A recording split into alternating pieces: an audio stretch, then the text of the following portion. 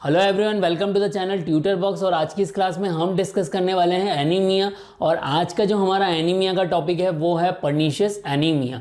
In earlier classes we already discuss about the classification of anaemia, okay, as well as we also discuss about the iron deficiency anemia. Now it's time to discuss about the pernicious anemia.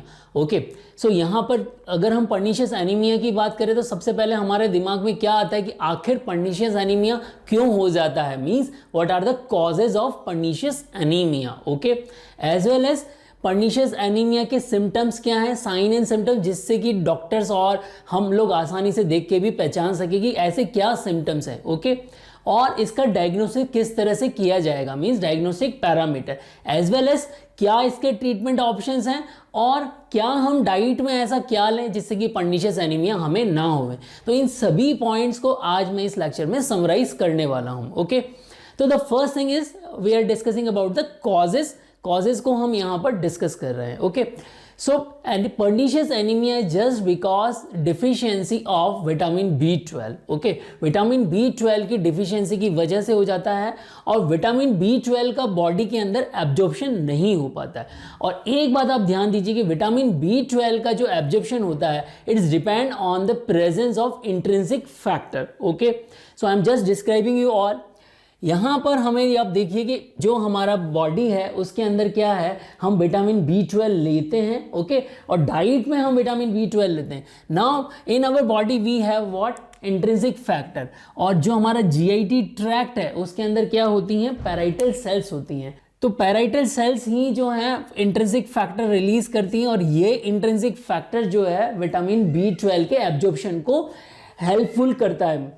सो ये intrinsic factor ही vitamin B12 के absorption में help करता है. Okay, it is solely and solely responsible. तो आइए समझते हैं यहाँ पर कि विटामिन B12 का GIT ट्रैक्ट में किस तरह से एब्जॉर्प्शन होता है.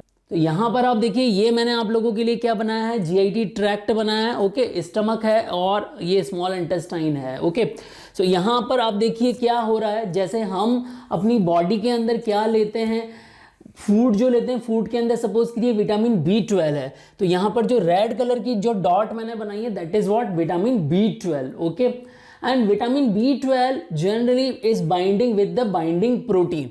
तो यहाँ पर जो ये ब्लू कलर से जो शो किया हुआ है ये बाइंडिंग प्रोटीन्स हैं और ये vitamin B12 is bind with the binding protein. तो बाइंडिंग प्रोटीन के साथ में बाइंड करके विटामिन B12 बॉडी के अंदर आता है, मींस यहाँ पर स्टमक के अंदर आएगा.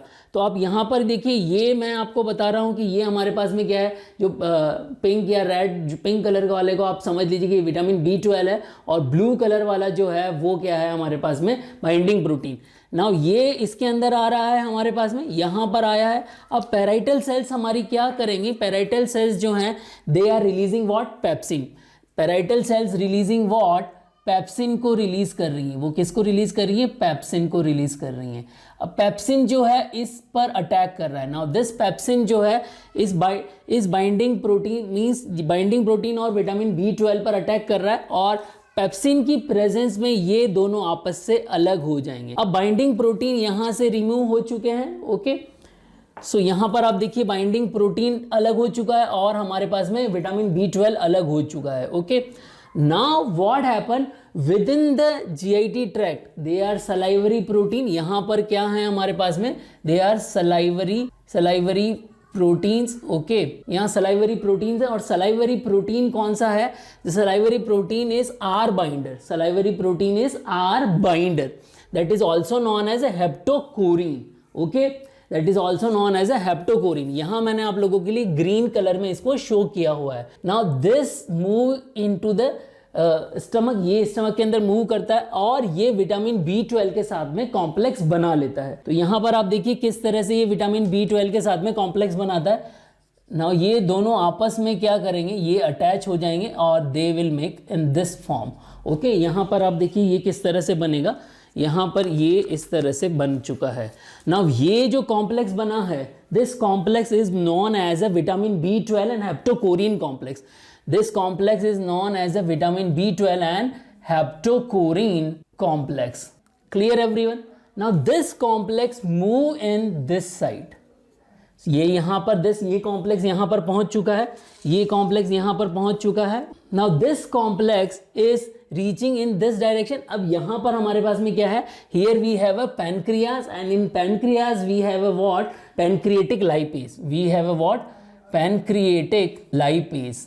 Okay, now pancreatic lipase is attacking on this complex, pancreatic lipase is attacking on vitamin B12 and hepatocorrin complex. Now by attacking of pancreatic lipase over here, this complex is separated, this complex is separated। यहाँ पर ये complex क्या हो गया है, separate हो गया है। ओके, अब ये दोनों एक दूसरे से अलग हो गए। नाउ व्हाट हैपन, अब क्या होगा, यहाँ पर ये दोनों एक दूसरे से क्या हो चुके हैं, अलग हो चुके हैं। Okay, now with in the stomach we also have what, intrinsic factor, we also have what, intrinsic factor। So this intrinsic factor move in this direction, okay, and move in here, ये यहाँ पहुँच जाता है। intrinsic factor now bind with the vitamin B12, intrinsic factor now bind with the vitamin B12। now this complex bind with intrinsic factor receptor on enterocyte on ileal cell। okay, so this is what, intrinsic factor receptor। now this is our vitamin B12 and intrinsic factor complex। okay, so this complex is now bind with, this is vitamin B12, okay, and this is intrinsic factor। now this intrinsic factor is bind on this receptor। okay, this is our intrinsic factor receptor and this is intrinsic factor and this is what, a vitamin B12। okay, so here how this complex is bind on the intrinsic factor receptor, okay, present on the ileal cell। clear, hopefully आप लोगों को समझ में आ गया होगा। now in this distal ileum, now in this distal ileum what happened, there are enterocytes, ileal cell। now in these cells what happened, it is endocytosis, this is what, endocytosis in this cells। so this is the cell and this is what we have, our receptor, and this is the complex। now intrinsic factor is detached from it and vitamin B12 is removed from this complex। so this is how what happened, this is vitamin B12 and this is our receptor and this is the complex। okay, ये एक दूसरे से अलग हो चुके हैं। अब यहाँ पर क्या होगा, एंडोसाइटोसिस हो चुका है।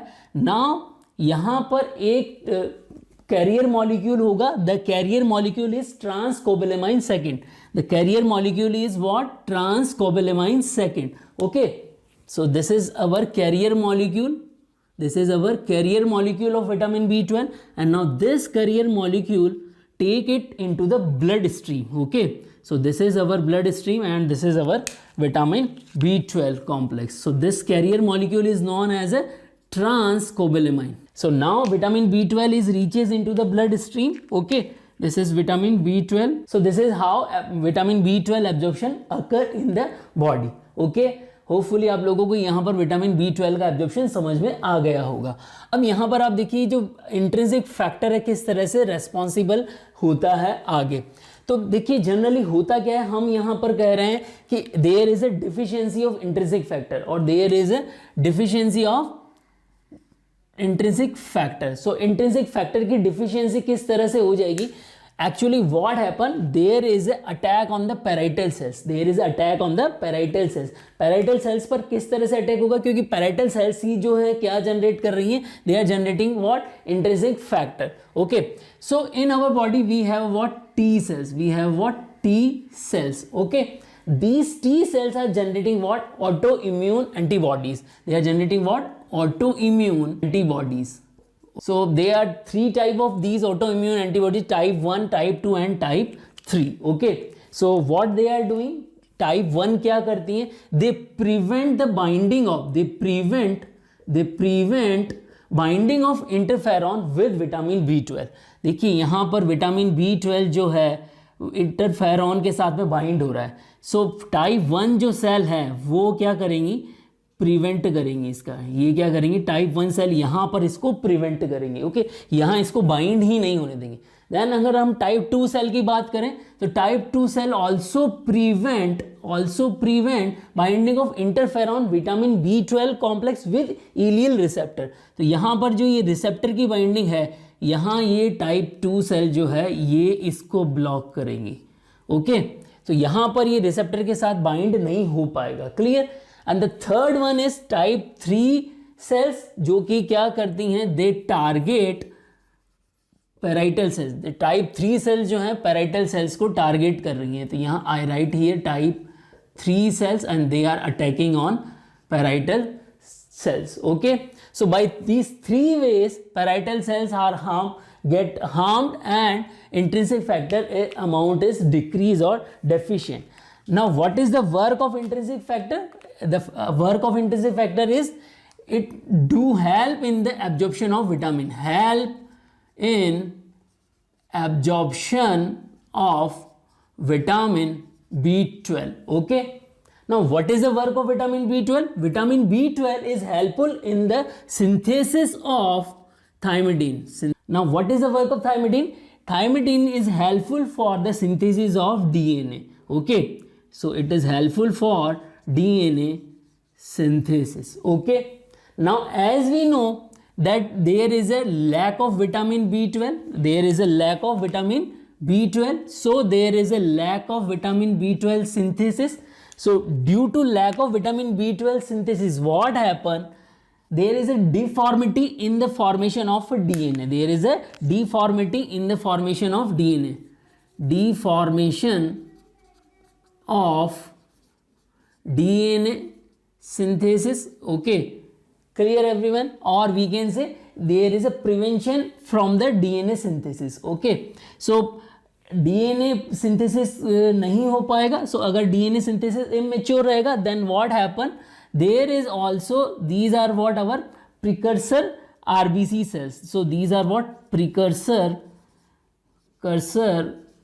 RBCs. Okay, precursor erythrocytes. Okay, so these erythrocytes are doing what? Premature apoptosis. This premature apoptosis generally generate what? A macrocytic RBC. Generate what? Macrocytic RBC. Okay, the number of the RBC is less. RBC का number जो है less होगा, but the size is increased. So I am writing here RBC size increases, but number of RBC decreases. Okay, so what happened in these RBC? So in these RBC what happened? The amount of hemoglobin is what? In the proportion of size is increased. Amount of hemoglobin in the proportion of size of RBC is increased, but actually the RBC number is less. That's why hemoglobin is less. Okay everyone, this is the important point. इस point को आप समझिए, यहाँ पर RBC की size जो है वो इंक्रीज हो रही है, उसी प्रोपोर्शन में हीमोग्लोबिन का अमाउंट इंक्रीज हो रहा है, बट RBC का प्रोडक्शन ही कम हो रहा है, इसीलिए हीमोग्लोबिन कम हो रहा है finally. Okay everyone, so hopefully आप लोगों को यहाँ पर ये समझ में आ गया होगा। तो एक तो सिम्टम्स हमारा ये हो गया यहाँ पर डायग्नोस्टिक फीचर की मैक्रोसाइटिक एनीमिया होगा, और अगर मैक्रोसाइटिक एनीमिया होगा तो और क्या हो सकता है यहाँ पर? MCV is increase, MCH increased, okay, MCHC increased.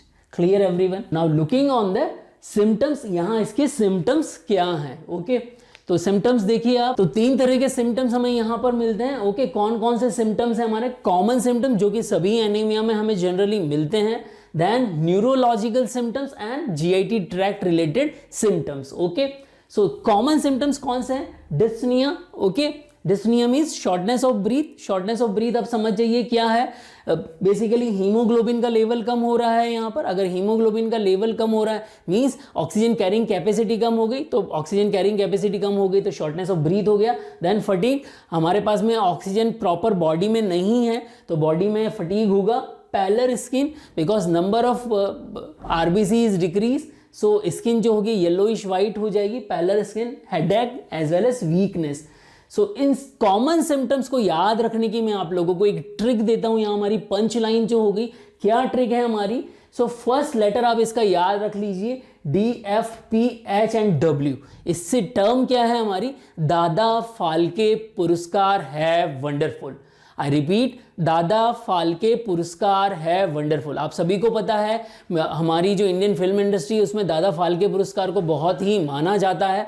और तो यहाँ पर देखिए, दादा फाल्के पुरस्कार means, Dada means D for dyspnoea, Phalke means F और फटीग, एंड पुरस्कार मीन्स P एंड पैलर, है means H and headache, and wonderful means W and it is denoted weakness. तो इससे आप लोग इसको याद रख लीजिए कि एनीमिया के कॉमन सिम्टम्स क्या हैं। अब देखिए स्पेसिफिक किस बात से हम इसको आइडेंटिफाई करेंगे कि ये पर्निशियस एनीमिया ही होगा। तो यहाँ पर देखिए पेरिफेरल न्यूरोपैथी में जो सिम्टम्स आते हैं, पैरेस्थीसिया एंड नंबनेस, जो पिन और जो निडल्स के सेंसेशंस होते हैं वो बॉडी में महसूस होंगे। सो पैरेस्थीसिया एंड नंबनेस आ जाएगी। यहाँ पर क्वेश्चन आया हुआ भी है already. And burning and tingling sensation of extremities, जो हमारे हैंड एंड लेग है उसमें बर्निंग और टिंगलिंग सेंसेशंस होंगे। ओके, तो इनको याद रखने की भी आप लोगों के पास एक ट्रिक है। वो ट्रिक क्या है? पान बेस्ट टेस्ट। पान का जो है वो कैसा है? Best test. और दूसरा ऐसे भी याद रख सकते हैं, पान बर्निंग टेस्ट। जो पान है उसका क्या है? बर्निंग टेस्ट है। Okay, so PA means paraesthesia, N means numbness, burning तो बर्निंग वर्ड से हो ही जाएगा, एंड टेस्ट का T से हम टिंगलिंग ले लेंगे। तो आप लोगों को ये न्यूरोलॉजिकल सिम्टम्स ही पर्निशियस एनीमिया के याद हो जाएंगे। और पर्निशियस एनीमिया की स्पेलिंग भी P से स्टार्ट हो रही है, तो आप इसको P से, पान से, इस तरह से आप इसको लर्न कर सकते हैं। Then GI disorder. So common GI disorders what? Nausea, vomiting and diarrhoea. But the important GI disorder is what? GI symptoms is what? Glossitis. अब ग्लोसाइटिस को आप समझिए कि यहाँ पर ग्लोसाइटिस किस तरह से हो रहा है। तो यहाँ पर आप देखिए ग्लोसाइटिस में क्या हो रहा है? दिस इज अवर नॉर्मल टंग, जो हमारी पिंक कलर की टंग है। ओके, बट जब पर्निशियस एनीमिया होगा उस केस में क्या होगा? जो भी हमारे पेपिला होते हैं यहाँ पर, दीज आर व्हाट? पेपिला। तो ये एट्रोफाइड हो जाएंगे और ये पैचेस बना लेंगे। सो एक कंडीशन तो होगी कि पैचेस बन गए हैं। सो ये रेड कलर में मैंने आप लोगों को पैचेस शो किए हुए हैं। So such kind patches are formed. And दूसरी कंडीशन क्या हो सकती है कि पूरी की एंटायर सरफेस पर ही क्या हो जाए? पेपिला एट्रोफाइड हो जाए। ओके, सो इस केस में क्या होगा? जो टंग का जो कलर होगा वो कैसा हो जाएगा? बीफी रेड कलर हो जाएगा। तो याद रखिए टंग का बीफी रेड कलर जो है वो पर्निशियस एनीमिया का सिम्टम्स है। इस पर क्वेश्चन MCQ पूछे जा चुके हैं। देन होल टंग के अंदर इन्फ्लामेशन होगा और टेस्ट अल्टरेशन हो जाएगा। तो पर्निशियस एनीमिया में आपको जो है कोई भी चीज़ अगर आप लेंगे तो उसका टेस्ट सही नहीं लगेगा। ओके, सो होपफुली आप लोगों को यहाँ पर सिम्टम्स समझ में आ गए होंगे।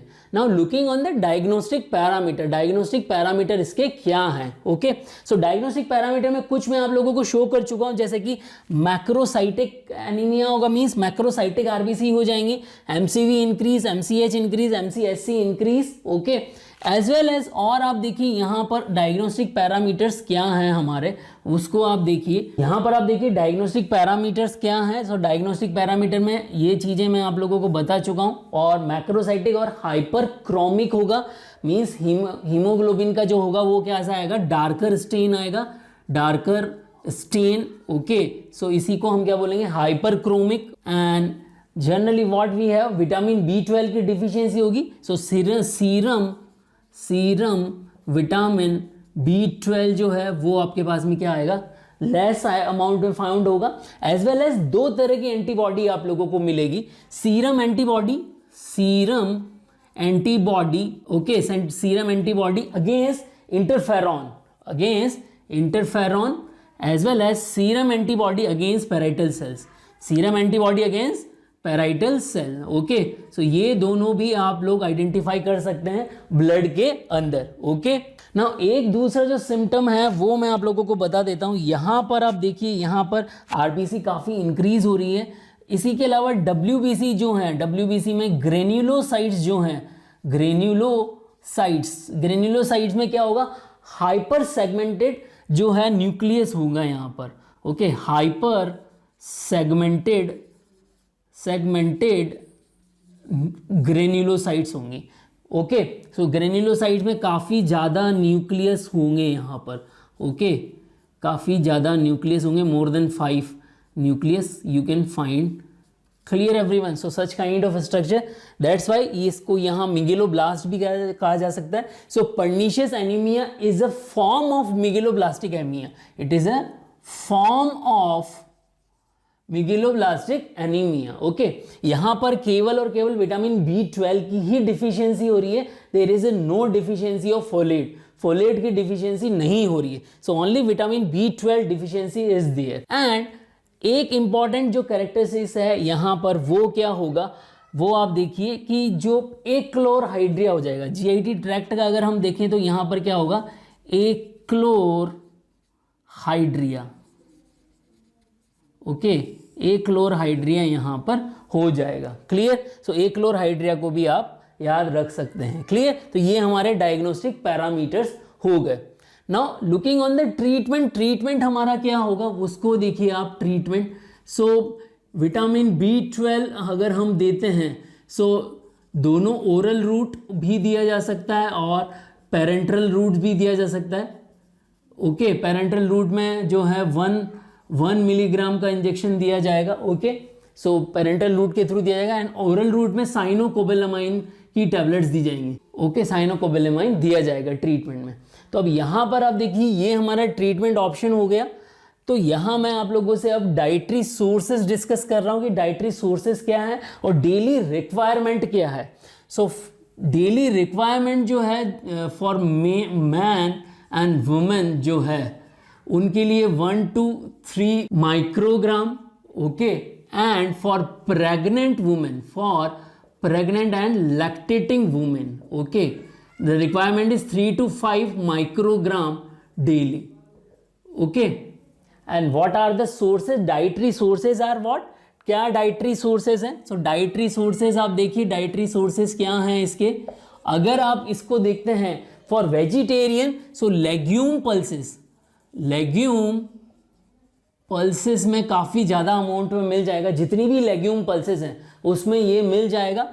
And non-vegetarian sources like liver, egg yolk, okay, fish, इन सभी में ये मिल जाएगा। एंड रेड मीट में भी मिल जाएगा। सो होपफुली आप लोगों को यहाँ पर जो भी मैंने आप लोगों को सारे पॉइंट्स समझाए हैं, लाइक सिम्टम्स हो गए, किस तरह से विटामिन B12 का एब्जॉर्प्शन होता है, वो इंट्रिंसिक फैक्टर पर कौन सी ऑटो इम्यून एंटीबॉडी जो हैं किस तरह की अटैक करती हैं, एज वेल एज कितना विटामिन B12 का रिक्वायरमेंट, डेली रिक्वायरमेंट है, ट्रीटमेंट ऑप्शन हमारे पास में क्या है, डाइटरी सोर्सेस क्या हैं, ओके। तो आप लोगों को यहाँ पर पर्निशियस एनीमिया समझ में आ गया होगा। यहाँ पर मैंने आप लोगों से कुछ MCQ डिस्कस किए हुए हैं रिलेटेड टू पर्निशियस एनीमिया। आप लोग उनका आंसर कमेंट बॉक्स में लिखें। और रियली में अगर आप लोगों को लगता है कि ये लेक्चर यूज़फुल है तो आप इस लेक्चर को अपने फ्रेंड्स के साथ, अपने क्लासमेट्स के साथ और अदर सोशल मीडिया पर जरूर शेयर करें। जय भारत, जय Hind. Hello everyone, discussing the question number 1, daily amount of vitamin B12 needed bye pregnant women. A 0.5 milligram daily, B 3 to 5 milligram daily, C 3 to 5 microgram daily, D 1 to 2 microgram daily. Question number 2, pernicious anemia occur due to A vitamin B12 deficiency, B intrinsic factor deficiency, C both of these, and D folate deficiency. Question number 3, which of the following is pernicious anemia symptom? A numbness and paresthesia, B glossitis, C both of these, and D none of these. Question number 4, pernicious anemia can be identified by which diagnostic parameter? A RBC become macrocytic, B MCV increase, C presence of serum antibody against intrinsic factor, and D all are correct. Question number 5, first choice drug for the treatment of pernicious anemia is A iron supplement required, B vitamin B12 supplement required, C calcium supplement required, D zinc supplement required. So I already discussed answer of all of these question in the lecture, so go through with the lecture. If you find any problem and answer in comment box.